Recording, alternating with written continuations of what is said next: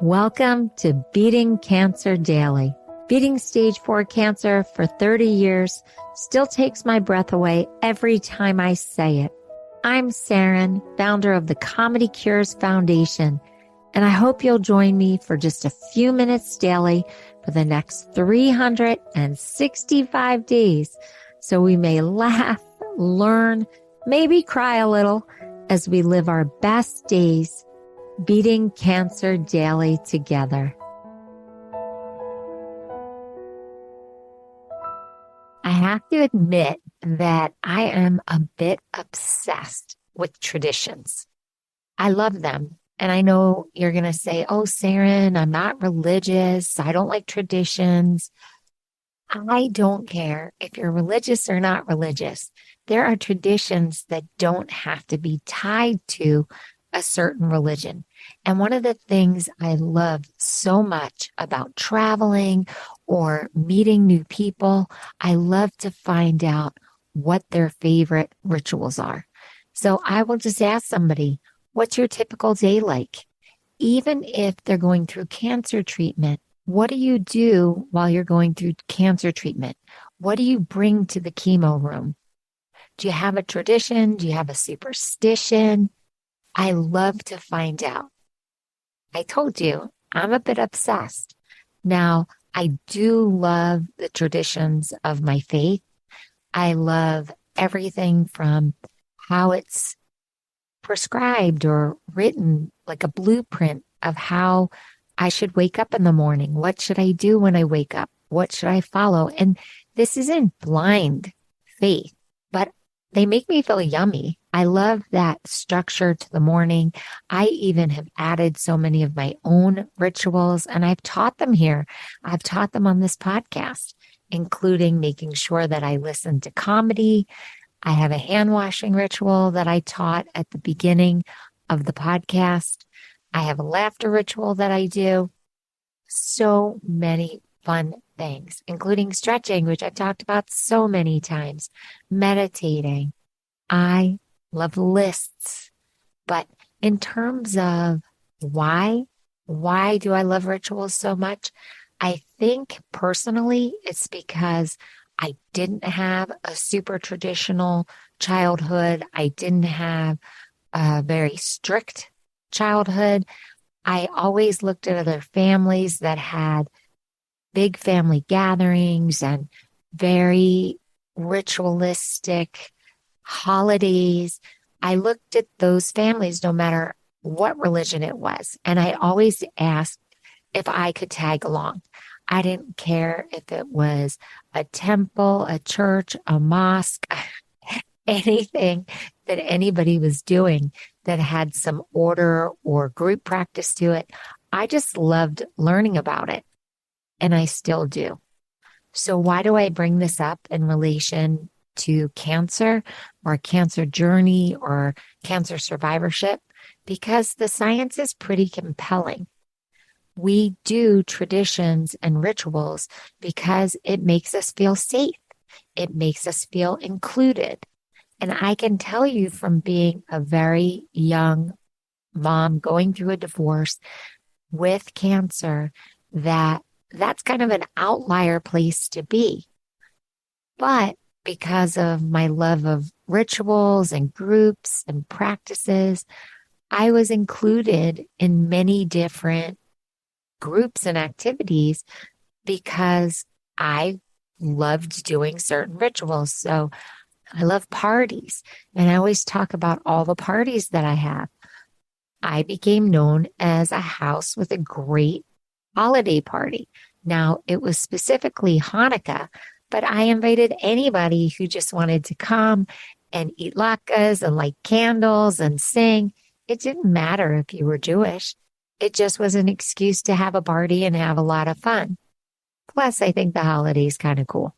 January 1st, I got known as the person who had the New Year's Day party.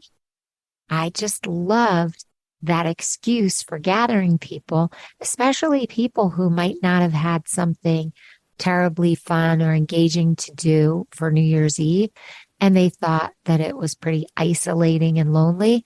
Well, here, New Year's Day, you could come and celebrate. I love the tradition of the bowl games. And I just love that brunch experience where people come. Some people are hungover. They don't want to think about food, but they could come and have a nosh and hang out. And we could wish each other well for the coming year. So if you remember, when I was diagnosed, I was going through a divorce and I had a young child.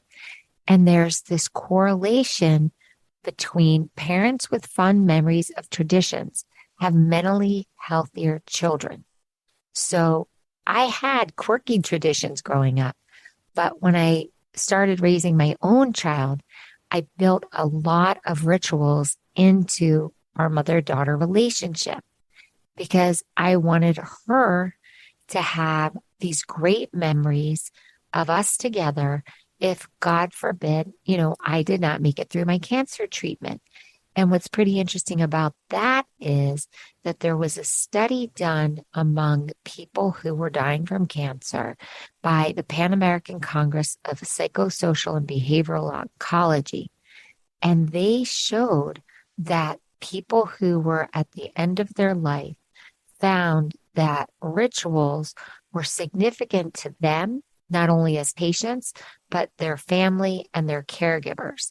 And that it was consistent through the study that patients wanted these rituals that they believed in carried on by the people who survived them because they wanted to be remembered and to remembered often. And so it was really important that they created these rituals so that there was this legacy that could carry on. And I have to tell you, I did that with my own daughter. I tried to create a lot of opportunities for her to have practices that would carry forth. Not only Jewish practices, because we are Jewish and that was the religion that I raised her in, but practices that I just thought were really fun and memorable and multisensory. Now, I wouldn't advise this one at all. It's crazy that I did it with my child, but I love the ritual of the Chinese fire drill. I love picking a song that we love to dance to. And then when we hear that song, we pull over and we just get out of the car and we start dancing to that song. Now, that's the safe version of it. The unsafe version of it is stopping at a traffic light that's red and jumping out while the traffic light's red and then jumping back in the car before it turns green. Not safe. Don't recommend it. I did do it with my child. And it's a very fun memory and a very fun ritual. But there are so many, like for us going back to Philadelphia and having a steak sandwich or having water ice or a soft pretzel. Now, we're both gluten free and dairy free. So that presents a little bit of a problem, but it was a ritual that we had when she was growing up and it made us sick. And now we know it's because of gluten and dairy. So that one we can't do anymore. But there are so many that I love, like walking on the beach at sunrise and walking on the beach at sunset. I can't be in the sun during the strongest hours of the day. So that ritual of being barefoot, whether it's summer or winter, spring or fall, and having our shoes off and walking by the beach is just a really beautiful ritual. My husband and I, we love to have breakfast or dinner in bed and just hang out together. And that's part of our ritual. We make sure that we do that at least once a week. So these rituals can be religious based. There are ones that I do. I love lighting candles on Friday nights for Shabbos. I personally love going to synagogue. I love trying not to use technology during the hours of Shabbat. You have to find the ones that really work for you and then try to share them with as many people as possible. I love having guests for Friday night dinner. I love Friday night dinner. It's the end of the week for me, and I love to just share it with people that I love, and I love to invite strangers to it. I just do. I love the ritual of inviting strangers to my house for Friday night dinner. What do you love to do? What do you want to make your rituals? I made bringing comedy to the chemo room and throughout my cancer treatment a ritual. And I got known as that patient that brought comedy and sparkling cider and little gifts for everyone to the chemo room or to the radiation facility. I loved being known as the person that did that ritual. And look, it started the entire Comedy Cures Foundation because I loved throwing chemo comedy parties for everyone. And now it's been a 24-year ritual of comedy parties. We all know that some people have been forced to do rituals, so they hate those rituals. And some people have even turned away from religion because they were forced to do rituals. I'm sorry for that, but don't throw the baby out with the bathwater. Find rituals that you love and bring them through your cancer journey. Now, some scientists say that people do rituals because they're scared to be left out. I'm sorry for that too. Some people do rituals because they need the well-being and comfort of the ritual. I'm all down for that. I love well-being and comfort. And if that's part of what rituals give, then why not? Don't ever do a ritual that makes you uncomfortable, of course, or that's dangerous. But try to think of what might become your ritual. Get out a piece of paper or get out your phone and start thinking about what rituals work for you. I know that for my Italian friends, and when I lived in Italy, the Sunday dinner, which was really late afternoon, was a big ritual. And you just had to show up for that meal.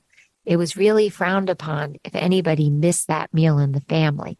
And there was spaghetti sauce and meatballs and lots of other ritual foods that are close to the Italian cuisine. But that was super important and bonding for a family. And I loved attending those.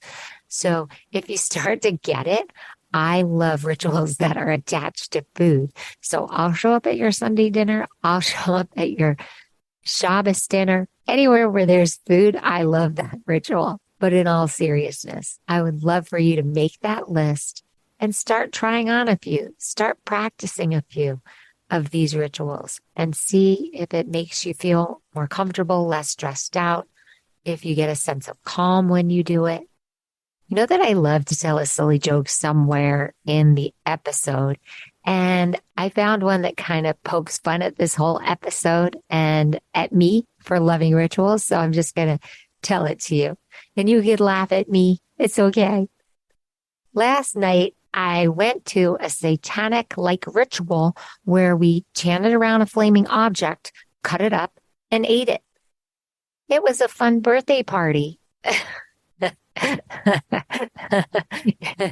It's all in the perspective, right? That could be describing something like that, but it's actually what we do at a birthday party. And do I love birthday parties? And I love birthday cake. And now that I don't eat gluten and dairy, it's so sad because I have to watch everybody else enjoy birthday cake. But sometimes I'll just bring my own gluten-free, dairy-free slice so that I could sit and eat it with everyone else and not have to pine away. So enjoy the ritual of birthday party, enjoy the ritual of birthday cakes. And you can write to me at the Comedy Cures Foundation or record a message at comedycures.org and let me know what rituals are meaningful for you and what you might start new and what you think I should start practicing. I'm open to it. I do love rituals. I hope that you have a blessed day, and I'll see you tomorrow. If you've enjoyed this podcast, then I'd love to ask for you to go to comedycures.org and check out our membership circle levels. You will find even more resources and more programming, like our live virtual Q&A sessions with me, our live Comedy Cures events with our very talented comedians, live health builder workshops with Jackie Bryan, hosted by me, a robust monthly newsletter, plus much more. It's really an exciting community. So please consider becoming a member, giving it as a gift, telling your friends, telling your hospital support group all about this community. I can't think of a more empowering way to go through a cancer journey or your survivorship or your caregiving experience than with us at Beating Cancer Daily. It's truly an honor to serve you. Thanks so much. See you tomorrow. Guess what time it is? It's time for me to read the disclaimer. Beating Cancer Daily and the membership circle are not in lieu of medical advice or treatment. They are for entertainment purposes only. Please consult your healthcare team to review your best strategy. Thanks for listening.